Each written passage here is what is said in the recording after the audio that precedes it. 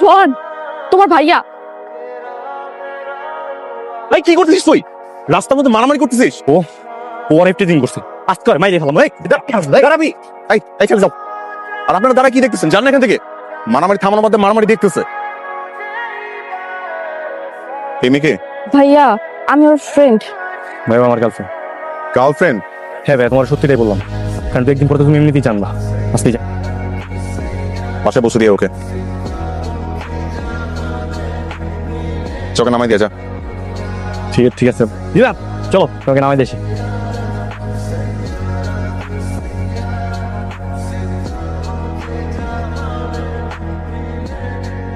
কে রে, তুই এমন রেগে আছিস কেন? কথা না বললে বুঝবো কি করে কেন রেগে আছিস?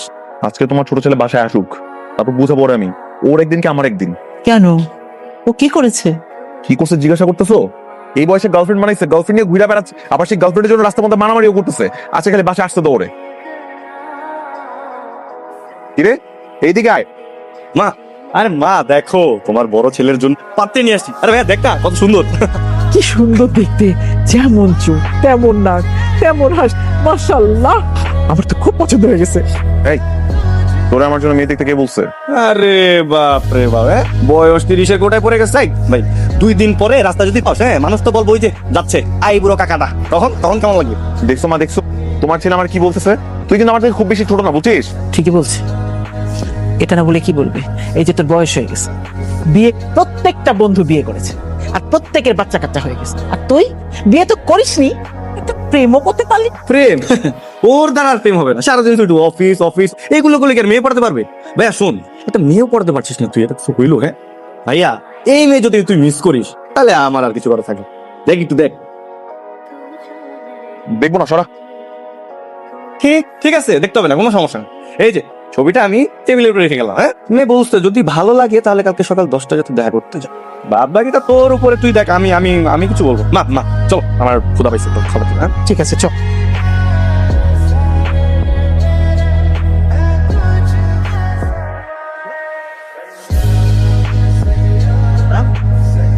এই সব ড্রেস পরলে মেয়ে পটে? হ্যাঁ পাত্তা দিবে মানে? আরে ভাই, এখনকার মেয়েরা একটু ড্যাশিং লুক পছন্দ করে ছেলেদের, মানে একটু ইয়ো লুক, কুল লুক। তোর আমাকে কি মনে হয় আমি হট? ভাইয়া তোরে হটও লাগতেছে না কুলও লাগতেছে, মানে তোরে দেখে মনে হচ্ছে যে তুই প্রাইমারি স্কুলের টিচার, মানে স্টুডেন্ট পড়াতে যাচ্ছিস। ভাই এই হ্যান্ডসাম লুকে না মেয়ে পড়বে না, মেয়ে মা পড়বে। ঠিক আছে, তুই তো যাচ্ছিস মেয়ে পড়াতে, বুঝিস নি? তোকে একটু হ্যান্ডসাম কুল ড্যাশিং লুক, ইয়ো লুক দিতে হবে। পরে আমি সুন্দর একটা লুক দিচ্ছি। চল না সোহান, আমি ওই ধরনের ড্রেস আপ পরবো। মানে পরিষ্টি পড়বি। আচ্ছা ভাইয়া চল, তোরা যাও। আমি ভাইয়া, আরে কই তাড়াতাড়ি বের হস না। হ্যাঁ আল্লাহ, এ কিভাবে সাজিয়েছিস ওকে? লাল প্যান্ট, গলায় মালা, এ কেমন সাজ! মা, তোমার ছেলের একটা ড্যাশিং লুক দিয়ে দিলাম, একদম ইয়ো। আল্লাহ নাম নিয়ে যা, বিসমিল্লাহ বলে যা। হ্যাঁ চল, দেখবি তোর দেখে একদম মেয়ে ফিদা হয়ে যাবে। চল। বুঝি ওটাই মোহন আপু। পাশের ওই মেয়েটা, কালকে ওই মেয়েটা না তোর তোর গার্লফ্রেন্ড না? আরে হ্যাঁ, আমার তো গার্লফ্রেন্ড, আমার গার্লফ্রেন্ডের চাচা তো বোন, বুঝছিস? ওইটাই মোহনা। না না না, হবে না, চলে যাবো। চল। আরে হবে না মানে কি? কি চলে যাচ্ছিস? কি? আসসালামু আলাইকুম ভাইয়া। ওয়ালাইকুম আসসালাম, ভালো আছো? হ্যাঁ ভাই, ভালো আছি। মোহন আপু, এই ভাইয়া মোহন আপু, পরিচয় হতো। হ্যালো। এই, তুই গতকালকে ওনার কথাই বলেছিলি? হ্যাঁ, তুই না বলেছিলি যে উনি ভদ্র মার্জিত পরিপাটি একটা ছেলে? গতকালকে তো মনে ছিল। Any problem? মেইনই প্রবলেম, আপনাকে আমার পছন্দ হয়নি, সরি। মোহন আপু, আপনারা তো মানে ঠিক মতো পরিচয় হলেন না দুইজন। এর আগেই বোল্ড আউট। আসলে আমার ক্লাসিক ছেলে পছন্দ, ভদ্র মার্জিত পরিপাটি একটা ছেলে। আর তার যে লোক, এরকম ছেলে আমার কখনোই পছন্দ ছিল না। আর এরকম একটা ছেলেকে কোনোদিন আমি আমার জীবন সঙ্গী হিসেবে চুজও করতে পারবো না ভাইয়া। না না, বিষয়টা কিন্তু এরকম না, আমার ছোট ভাই। প্লিজ আমাকে কনভিন্স করার ট্রাই করবেন না। আই এম সরি, আপনি রিজেক্টেড। হ্যাঁ? চল। আরে মোহন আপু, আপনি বুঝেন না আসলে ব্যাপারটা, শুনেন না। মেয়েটা আমাকে রিজেক্ট করছে না, মেয়েটা নাকি নম্র ভদ্র শালীন ছেলে পছন্দ। তুই তো নম্র ভদ্র শালীন ছেলে, আরে তোর মতো ছেলে হয় নাকি? সেটা তো আমিও জানি, নম্র ভদ্র শালীন ছেলে আমি। তোমার ছোট ছেলের জন্য এই সব কিছু হয়েছে, বুঝছো? ও আমাকে পাঙ্কু বানায় নিয়ে গেছে, আর তারপর মেয়ে আমাকে মুখে রিজেক্ট করে দিছে। তোর জন্য আমাকে মেয়েটা রিজেক্ট করে দিছে। আর হয়েছে তো আমার কারণে রিজেক্ট করতে, আমি ঠিক করে বলছি না, আমি ঠিক করে দিব। ওই মেয়ের সাথে তোর বিয়ে দিব। কি বলিস? তুই পারবি? হয় রে, আমার ছেলে যে পছন্দ করেছিল না মেয়েটাকে, ঠিক করে দিতে পারলে ঠিক করে দে। শেষ হয়ে গেলেই তো আমরা আসি, নীলা? তাই না? আচ্ছা রাখছি। কি ব্যাপার তুমি এখানে? এই তো ডিউটি করতে আসলাম। ডিউটি? কিসে ডিউটি? আর বলো না, আজকে তো মোহনাপুর বিয়ে, এই পার্লার এসেছি। মোহনাপুর বিয়ে? মানে হঠাৎ করে বিয়ে মানে? ছেলে স্পেনে চলে যাবে তো, অনেকদিন ধরেই আপুকে পছন্দ করে। গতকাল রাতে এসে বাসায় খুবই তোড়জোড় করেছে, তাই আজকে ঘরোয়া ভাবে বিয়ে। আরে কি বলছো তুমি এগুলা? মোহনাপুর বিয়ে হয়ে গেলে আমার ভাইয়ের কি হবে? তোমার ভাইয়ের কি হবে মানে? তোমার এত বুঝতে হবে না। শোনো, আমি করবো, তুমি জাস্ট আমাকে একটু সাপোর্ট করবা, দেখছি। হ্যাঁ আচ্ছা ঠিক আছে, চল আমার হয়ে গেছে। হ্যাঁ আপু চলেন না, আমি তো আপনার জন্য যে বাইক নিয়ে ওয়েট করতেছিলাম। চলেন না আমাদের। মানে? হ্যাঁ আপু যাও যাও, আমি তোমার পিছে পিছে আসছি। যাও যাও যাও যাও, তুমি যাও যাও।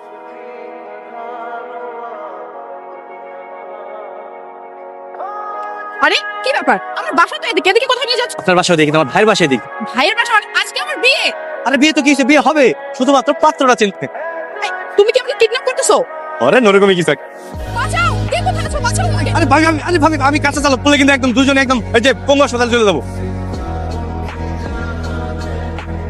তোমার ছেলের কাহিনী দেখছো মা?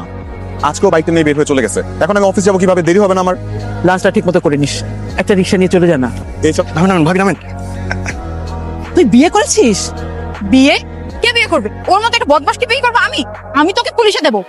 আমার ভাইয়ের মুখখানা একবার দেখেন না, কি অবস্থা দেখছেন? রিজেক্ট করার পর থেকে না গতকালকে প্রচুর কান্নাকাটি করছে। এটা তোমার ভাই? হ্যাঁ, আরে আমারই তো ভাই। তাহলে গতকাল কয়টা গেছিল? উনিই ছিল। আজকে তো ওনাকে দেখে অনেক হ্যান্ডসাম লাগছে, কালকে তাহলে ওই ছাপিলোকে দেখা করতে গিয়েছিলেন কেন? হ্যাঁ ভাবি, দোষটা আমারই আসলে। আমি ভাবছিলাম কি নীলা আর কি যেরকম ছেলে পছন্দ করে, ড্যাশিং হ্যান্ডসাম, আমি ভাবছি আপনি ওরকম পছন্দ করেন, তাই এই ভাইয়াকে আমি ওইভাবেই সাজিয়ে নিয়ে একটু। আপনি এত সুন্দর করে সেজে আসছেন কি রে? তুই কোনোকে বিয়ের আসর থেকে তুলে আনছিস? বিয়ের আসো না, কিন্তু বলা যায় বিয়ের আসরই। আমার সাথে আসো তো তুমি, তোমার সাথে আমার কথা আছে। কি মিষ্টি দেখতে। যখন থেকে আমার ছেলে তোমার ছবি দেখেছে না, তখন থেকেই প্রেমে পড়ে গেছে। মা, আমার ছেলেটাকে বিয়ে করো না, ও খুব ভালো ছেলে। ভাবি আপনি একটু রাজি হয়ে যান, আমার ভাইয়ের মুখে জাস্ট একটু হাসি ফুটে দেন, দ্যাটস ইট। আসলে নীলার কাছে ওনার কথা শুনে আমারও তো অনেকে পছন্দ হয়েছে। আমি তো শুধু কালকে ওই ছাপড়ি লোকের জন্য ওনাকে রিজেক্ট করেছিলাম। তো হয়ে গেল, গতকালকে লোকটা যেহেতু ফেক ছিল, তাহলে তো ম্যাডাম এখন আর রিয়াজ বলতে সমস্যা নাই। হ্যাঁ কিন্তু আজকে তো আমার বিয়ে ঠিক ছিল, তাহলে ওই পাত্রের কি হবে? পাত্র নিয়ে তোকে চিন্তা করতে হবে না আপু, আমি বাসা অলরেডি বলে দিয়েছি তুই তোর বয়ফ্রেন্ডের সাথে পালিয়ে গেছিস। তুই দাঁড়িয়ে আছিস কেন? যা, কাজী ডেকে নিয়ে আয়, যা।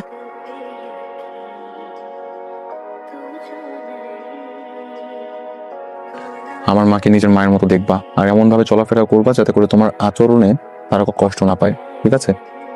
জি অবশ্যই। আমি না একটা মোটর ইঞ্জিনিয়ারিং কোম্পানিতে চাকরি করি। খুব বেশি যে স্যালারি পাই তাও না, কিন্তু যত টাকা স্যালারি পাই তার একটা বেশিরভাগ অংশ চলে যায় আমার একটা লোন পরিশোধ করার জন্য। সব মিলিয়ে আমার খুব বেশি একটা টাকা থাকে না, কিন্তু আমার কাছে খুব বেশি এক্সপেকটেশন রেখো না।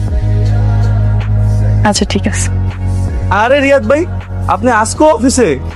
নতুন বিবাহিত পুরুষ, ভাবিকে একা রেখে অফিসে চলে আসলেন? করবো বলেন ভাই, সংসার তো সামলাইতে হবে নাকি? ভাই কংগ্রেচুলেশন। থ্যাংক ইউ ভাই।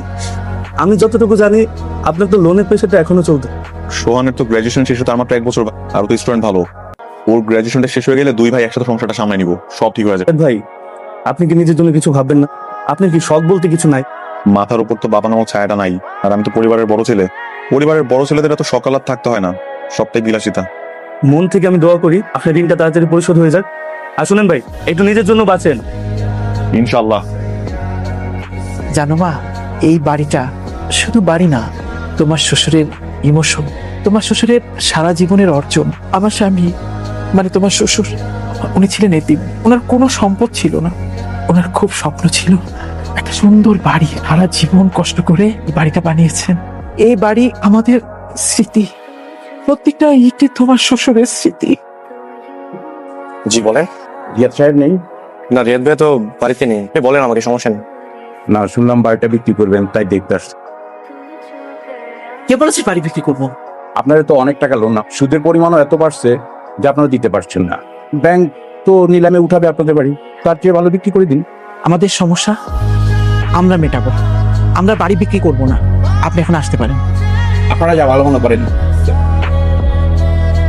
মা, কত টাকা লোন? 20 লক্ষ টাকা। এত টাকা লোন নিয়েছিলেন কেন?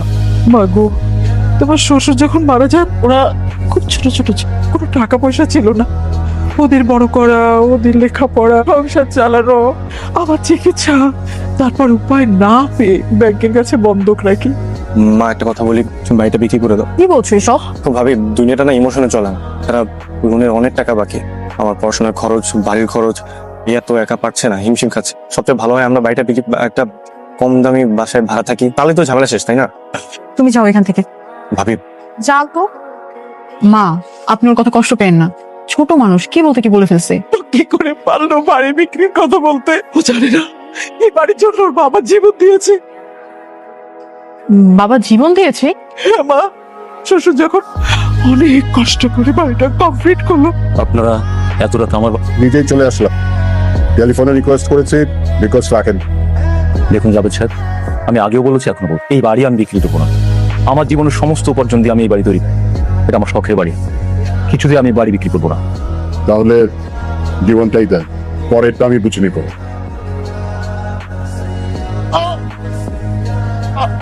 কি হয়েছে তোমার? কি হয়েছে? কেমনই পারলো তোমাকে? যে বাড়ির জন্য তোমার শ্বশুর জীবন দিয়েছে, একটা দিন ভোগ করে যেতে পারেনি, সেই বাড়িটা আমি কি করে বিক্রি করব? আমি বাড়ি বিক্রি করব না। আমার আমার ভুল হয়ে গেছে, মা। আমি আমি সিরিয়াসলি এভাবে বলতে চাইনি, মা। তুই একটু সময় দাও, আমি আর ভাইয়া মিলে সব লোন পরিশোধ করে দিব। আর নাহলে তুমি বাসায় চলে যাও, আমি তোমাকে মেল করে দিব নিশ্চয়। সোহান, ওই সোহান, ঠিক আছে, বল। তুই হলি এই পুরো ভার্সিটির সব থেকে ভালো ছাত্র, আর সফটওয়্যার অনেক, আমি জানি তুই চাইলে সবকিছু করতে। কি বলতে চাচ্ছিস একটু বুঝাই বলবি? আমি হ্যাঁ কি, আমাদের এই ভার্সিটির যে সার্ভারটা আছে, এই সার্ভারটা হ্যাক করে দোস, সামনে যে পরীক্ষা ওটার প্রশ্নটা ডাউনলোড করে দে না। আর তোর কি মাথায় সমস্যা, পাগল হয়ে গেছিস? কি বলতেছিস এগুলা? দোস প্লিজ, আমার বাবা আমাকে বাড়ি থেকে বের করে দিবে। আর তোরা তো ভালো ছাত্র, এমনিতে পাশ করবি, আমার কি হবে? আমি তো একবারে ফেল করবো। তুই বুঝতে পারছিস এটা কত বড় অন্যায়? আরে বন্ধুর জন্য তো বন্ধু কত কিছুই করে, আর তুই আমার জন্য এটা করতে পারবি না? আচ্ছা ঠিক আছে, দিতেছি, শুধুমাত্র তোর জন্য, ঠিক আছে? আর এই প্রশ্ন আমরা শুরু দেখবো। ঠিক আছে।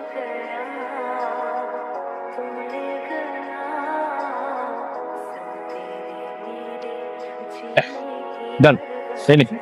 খবরদার এই কথা যেন আমরা ছাড়া কেউ না জানে। ঠিক আছে, ঠিক। আপনি রিয়াদ সাহেব? জি, আমি রিয়াজ সাহেব। সোহনের বড় ভাই। হ্যাঁ সোহন কি বাসায় আছে? হ্যাঁ, বাসায় তো আছে, কিন্তু আপনারা কারা? আমরা সোহনের ইউনিভার্সিটি থেকে এসেছি। ও সোহান, ভার্সিটি সারা চোট। আরে ভাইয়া, স্যার আপনি আপনি আমার বাসায়? ল্যাপটপটা চেক করুন। পাসওয়ার্ড বলো। পাসওয়ার্ড বল। 6222559। এই দেখুন সব প্রশ্নপত্র এখানে। এই ল্যাপটপ দিয়ে সার্ভারে ঢুকেছিল? জি স্যার। আমি কি একটু জানতে পারি এখানে কি হয়েছে? আপনার ভাই আমাদের ইউনিভার্সিটির মেইন সার্ভার হ্যাক করেছে, প্রশ্ন চুরি করেছে। চোর! এত বছর ধরে ইউনিভার্সিটি চালাচ্ছি, অথচ আজ পর্যন্ত এরকম ঘটনা কেউ ঘটানোর সাহস পাইনি। সোহান স্যার এগুলো কি বলতেছে? আমি চাইলে আপনার ভাইকে এই মুহূর্তে পুলিশে দিতে পারতাম, তুই করছি না। তবে আমি একটি সিদ্ধান্ত ইতিমধ্যে নিয়ে নিয়েছি। আপনার ভাই আজ থেকে আমাদের ইউনিভার্সিটির কোনো স্টুডেন্ট হিসেবে থাকবে না। আজকে থেকে, এই মুহূর্ত থেকে তোমাকে ইউনিভার্সিটি থেকে বহিষ্কার করা হলো। আচ্ছা স্যার, স্যার স্যার আমার ভাই তো অনেক মেধাবী স্যার, প্লিজ স্যার এটা করে না। আপনার ভাই মেধাবী সেটা ঠিক আছে, কিন্তু আপনার ভাইয়ের এই মেধা আমাদের দেশের জন্য কোনো কাজে লাগবে না, বরং এই মেধা দেশ ও দশের জন্য ক্ষতিকারক।